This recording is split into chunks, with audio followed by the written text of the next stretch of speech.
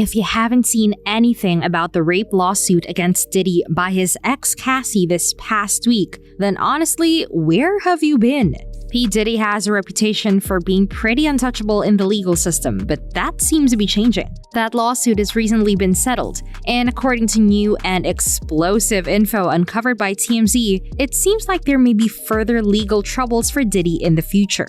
And now even some of Diddy's closest friends are jumping ship and dissociating from him. What did Cassie's lawsuit claim he did? How did that turn out? And what's the fallout? Get ready for a wild ride with some really hot tea. And trigger warning, because of the nature of the case against him, there will be some discussion of rape and abuse, and even human trafficking. So if that's not your thing, I totally get it, and we'll see you in the next video. If you're still here, let's get into it. Cassandra Ventura, also known as the R&B singer Cassie, filed a lawsuit against Sean P. Diddy Combs, alleging that he raped her and subjected her to 10 years of domestic abuse. On Friday, she agreed to settle the lawsuit with him, although neither side has come out and disclosed the terms of the settlement. Her public statement said, "I've decided to resolve this matter on terms that I have some level of control. I want to thank my family, fans, and lawyers for their unwavering support." Diddy's team put out the obligatory statement too. It said, "We have decided to resolve this matter amicably. I wish Cassie and her family all the best. Love." And it's probably a really smart move on Diddy's part to settle, because if he hadn't, that would have meant a trial and a discovery process, during which all of the evidence and dirt that Cassie's legal team could have dug up on him would have been made public knowledge. And none of that would have bothered Ventura because she already made a public complaint against him and wouldn't have had to stand for cross-examination. Anyway, the allegations against him are bad enough that when they aired, longtime supporters and friends of P. Diddy have dropped him like a bad habit. Just a week before Cassie filed the lawsuit, both Naomi Campbell and Janet Jackson, two of Puff Daddy's longtime friends, joined him in London to celebrate both his new album release and his 54th birthday at Lavo. And to commemorate the occasion, both ladies posted the pictures on their Instagram pages. But when news broke of the settlement with Cassie on Friday, they both took the pictures down. So it looks like Diddy is losing friends in high places. And a source close to Diddy said, "Losing friends like Naomi and Janet, those types, it's gonna be very hard on him because he's such a narcissist." Here's what people are saying about his friends bailing on him like this. "I don't respect them for doing this and actually side-eye them. It seems like a weak attempt at distancing themselves from someone that they already knew was an abusive person who participated in debauchery, but only to protect their personal image. And Naomi is probably hoping her day isn't on the horizon as well." It makes sense that people want nothing to do with him after that settlement. See, a settlement isn't always an admission of guilt. But a lot of people see it as a sort of, well, if he didn't do it, then why would he pay her off to shut her up? And that's a valid thought process. Even if he didn't do what Cassie alleges he did, it's possible that he didn't want aired out during discovery or during trial. And I can think of a few things here and there that he'd likely not want on the public record, like his possible involvement with Tupac's death. Anyway, Cassie signed with Combs' record label Bad Boy Records in 2005, and they dated for around a decade. During that time, she says in her lawsuit that Diddy subjected her to all manner of abuse, including beating, psychological abuse, and straight-up rape. She said that he frequently beat her so bad that he had staff escort her to hotel rooms so that she could recover from her injuries in secret, so that the public wouldn't see that he left her bruised and bloody. One of the more shocking allegations listed in her lawsuit described what Diddy called freak-offs.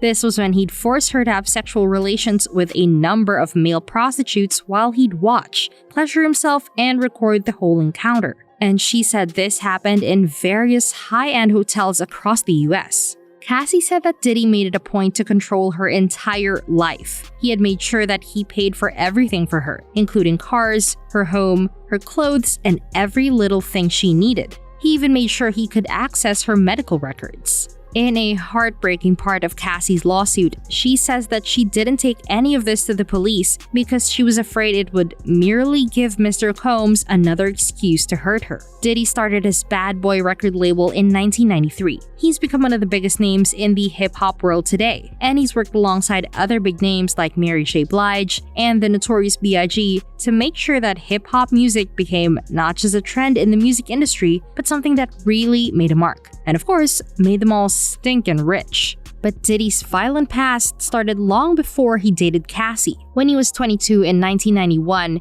he was working as an intern for Uptown Records, and he and Heavy D were putting on a charity basketball event at the City University of New York gym in Harlem. That game actually turned into a stampede that resulted in 9 deaths. A judge later ruled that it was his fault along with Heavy D's. In the 90s, Diddy was in the East Coast-West Coast beef between Bad Boy's Notorious B.I.G. or Biggie and Tupac Shakur and Suge Knight of Death Row Records. Ultimately, that beef resulted in both Tupac and Biggie dying. Then in 1999, Diddy allegedly hit a rival record label executive named Steve Stout in the head with a champagne bottle just for using some footage of Diddy that he hadn't authorized in a music video without his permission. He paid Stout $500,000 and had to do only 1 day of anger management for the incident.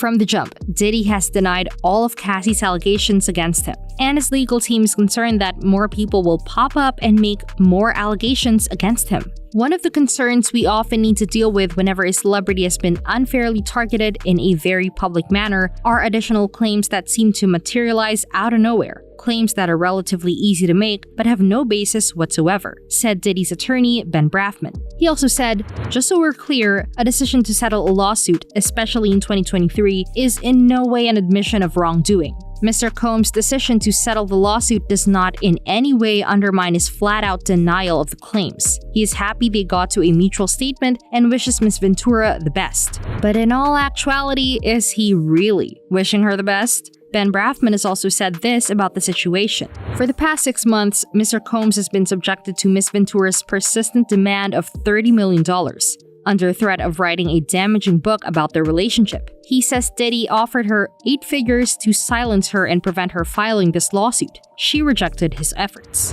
But the story's not done yet, because TMZ has entered the chat with a bombshell revelation.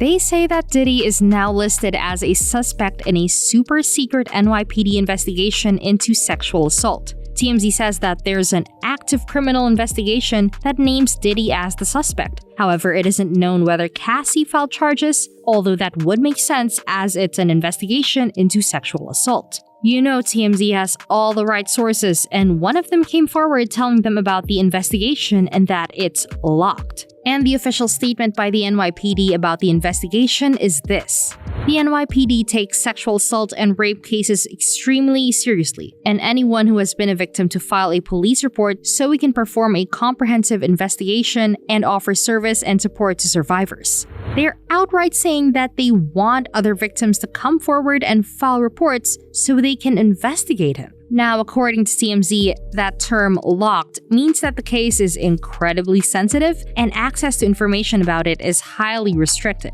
And that makes sense because it does deal with a high-profile celebrity. Diddy's lawyer, to his credit, is incredibly thorough and has said that the statute of limitations for most of Cassie's claims has ran out, which means she can't file criminal charges against him for many of his alleged misdeeds. But the clock is still ticking in California, so she can still file criminal rape charges against him there if she chooses to. On that front, we'll have to wait and see how criminal charges shake out in the future. But for now, here's what the internet is saying about the situation. I hope they do, because he deserved to go to jail for all the fucked up shit he has done to people. I hope these women continue to out all those predators in the music industry.